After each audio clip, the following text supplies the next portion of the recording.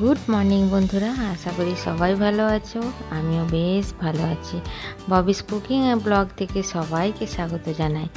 সকালে ঘরের ভিতরে রোদটা ঢুকেছে বলে তাই দেখালাম। আর বিছানাটা আমার গোছানো হয়ে গেছে, কিন্তু আমি অনেক আগে উঠে গেছি। এখন আমি বিছানা গোছানো দেখালাম। এখন বাজে সকাল 6:30 আর আমি উঠেছি 5টার সময়। এই যে দুটো আপেল বের করে রেখেছি, ছোলাটাও ফ্রিজ থেকে বের করে রেখেছি। ছোলাটা একদিন ভিজালে আমার 2-3 দিন হয়ে যায়। একটু একটু অঙ্কুরিত বেরোলে খেতে বেশ ভালো লাগে। এইদিকে আমার আটা মাখাও হয়ে গেছে, চা করাও হয়ে গেছে। আর এই যে শাকগুলো দিয়েছিল কাল রাত্রে কেটে রেখেছিলাম, এইগুলো হচ্ছে কুমড়ো শাক আর ডাঁটা। এইগুলো কেটে রেখেছিলাম, জলে ভিজিয়ে দিয়েছি। আজকে এটা ভাজা করব রসুন দিয়ে। এইটা পাশের বাড়ি দিদির বাড়িতে হয়েছিল, আমাকে দিয়েছিল বলে অল্পই দিয়েছি। আমার অল্পতেই হয়ে যাবে, আমাদের দুজন। আর ছেলে তো শাক খায় না। এটাই আজকে রান্না করব। আর চা সকালেই আমার চা হয়ে গেছে। চা বলতে আমার 3 রকমের চা হয়। একটা একদম বিনা চিনির, আর একটা একটু মিষ্টি যেটা আমি খাই, আর বিনা চিনিরটা ছেলে খায়, আর আরেকটু মিষ্টি দিদি খায়।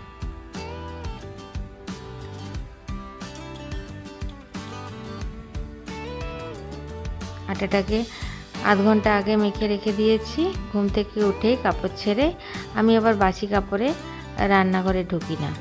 আর এই যে চাটা ভিজতে দিয়েছি আদা আর গোলমরিচ দিয়ে।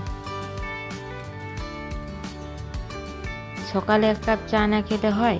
চাটা এবার একটু গরম করে খেয়ে নেব। আর ছেলেটার জন্য চাটা আবার করব। এটা আমার জন্য চা করেছি, একটু বেশি করে আদা আর গোলমরিচ। আর সকালে উঠে আমি চ্যবনপ্রাশ খেয়েছি, চ্যবনপ্রাশ খাওয়া শুরু করে দিয়েছি। এখন সকালবেলায় অল্প অল্প চ্যবনপ্রাশ না খেলে এবার ঠান্ডাটা পড়লে ঠান্ডা লেগে যায়। আমার এবার একটু ঠান্ডার ধাত আছে। আর এই বছর পুজোর সময় এই কৌটো সেটটা নিয়েছিলাম মেশো থেকে। কৌটোগুলো বেশ সুন্দর, বেশ অনেকগুলোই কৌটো, মাঝারি বড় 4 রকমের কৌটো ছিল। এটা মাঝারি, এটা 3 নম্বর, আর একটা ছোট, এটা মাঝারিটা, আর তারপরেরটা। আর এই যে থালাগুলোর উপরে লক্ষ্মণ রেখা দিয়ে এগুলো রেখেছি। আগে ছিল কাগজগুলো ফেলতে হতো, তো থালাগুলো ধুয়ে নিই, আবার লক্ষ্মণ রেখা দিয়ে দিই। আর লক্ষ্মণ রেখা না দিলে তো শান্তি নেই, টিপটে যে কখন ধরে যাবে তার কোনো গ্যারান্টি নেই। সব একটা একটা করে থালা দিয়েছি। আর নিচে আটার কৌটোতে, চালের কৌটোতে, ওইটাতেও থালা দেওয়া আছে। আর এই যে কুমড়ো শাকটা চাপিয়ে দিয়েছি, আর অল্প নুন দিয়ে মাখিয়ে আর সেদ্ধ করে রসুন দিয়ে ভাজা করব। আজ আর রান্নাটা শেয়ার করব না, আজকে চলে যাব গাছ আনতে নার্সারি। তো আমাদের এখানে বিধাননগরের নার্সারিটা খুব ভালো গাছ হয় প্রতি বছর। আমি আর আজকে বেসিনের পাইপটা চেঞ্জ করলাম। তো ওখানে ভালো গাছ পাওয়া যায়, ইনকা চারা। আমি তো কালকেই বলছিলাম যে টবগুলোতে যে ইনকা চারা লাগাবো। চলে এসেছি নার্সারিতে, গাছ নিয়ে নেব।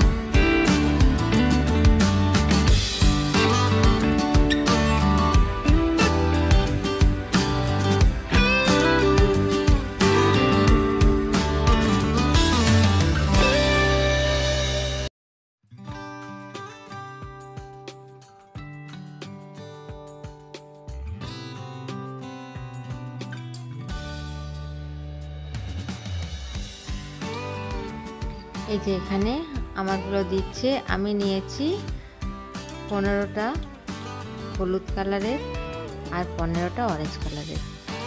আমি বেশি গাছ নেব না, 2-3টে গাছ নিলাম আর তার সঙ্গে কিছু সার নিয়ে নিলাম।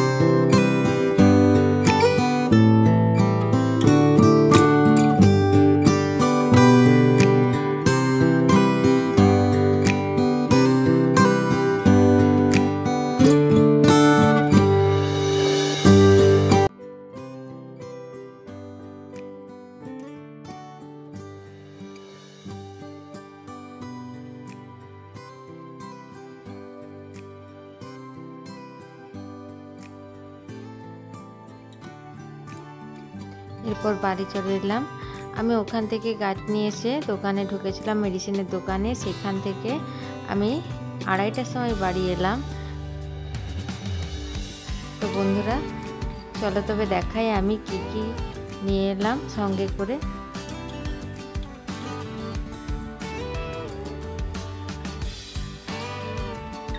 এখানে এই যে 15টা নিয়েছি হলুদ কালারের আর 5টা নিয়েছি অরেঞ্জ কালারের। একদম ছোট্ট ছোট্ট গাছগুলো নিয়েছি, এইগুলো 4 টাকা করে দাম নিয়েছে। আগের বছরও এরকমই আমি নিয়ে এসেছিলাম। আমার সব মিলিয়ে টোটাল 195 টাকা দাম হয়েছে।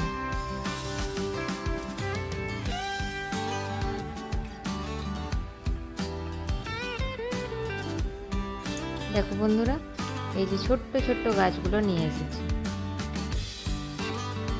আর এখানে 1 কেজি গোবর সার 40 টাকা নিয়েছে, আর 1 কেজি নিয়েছি খোল 50 টাকা, আর 1 কেজি সার। 1 কেজি নয়, এটা 500 গ্রাম সার। গোবর সারটা দিয়ে লাগাতে বলেছে। তো এখানে তোমাদের দাদা গাছটা লাগাতে শুরু করে দিয়েছে। আমি প্রথমে বললাম ভাত খেয়ে নাও তারপরে লাগাবে। তো এই যে ছোট্ট ছোট্ট টবের মধ্যে গাছটা বের করতে পারছে না, খুব শক্ত হয়ে আছে। গাছটা বের করলেই টানলেই ছিঁড়ে যাবে।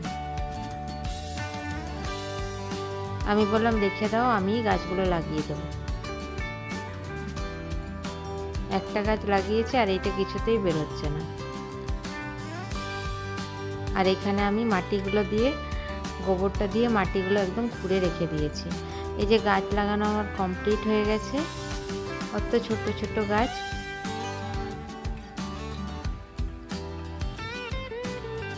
এরপর সামান্য সামান্য জল দিয়ে দেবো। আর এই গাছটা পুদিনা, টবটাতে পুদিনা হয়েছে, সেই তার মধ্যে আমি একটা গাছ লাগিয়ে দিলাম। এইখানে 3টে গাছ লাগিয়েছি একটাতে, আর এটাতে 2টো, আর এটাতে 1টা। এখানে 6টা, আর উপরের গাছগুলো মোট 15টা আমি গাছ লাগিয়েছি। তো সন্ধেবেলায় ব্লিঙ্কিট থেকে কি অর্ডার করলাম। তো বন্ধুরা ব্লিঙ্কিটটা হয়ে আমার এত সুবিধা হয়েছে যে আর কিছু বলার নেই। তো মেডিসিনের দোকানের হ্যান্ড ওয়াশটা শেষ হয়ে গেছে, তাই তোমাদের দাদাকে বললাম যে হ্যান্ড ওয়াশটা একটু বাজার থেকে নিয়ে এসে দাও। তো বললো না, তুমি অর্ডার করে দেবে, আর সঙ্গে কিছু আরও যদি আছে তো অর্ডার করে দেবে। তো বন্ধুরা দেখো, এখানে আমি ডেটলের হ্যান্ড ওয়াশটা নিয়েছি। আমার নিয়েছে 96 টাকা।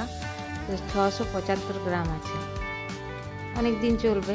বড়টাই আমি নিলাম। আর এখানে ভিম লিকুইডটা নিয়েছি, বড়টাই নিয়েছি। তবে ভিম লিকুইডটা আমি একদম ডাইরেক্ট ইউজ করি না।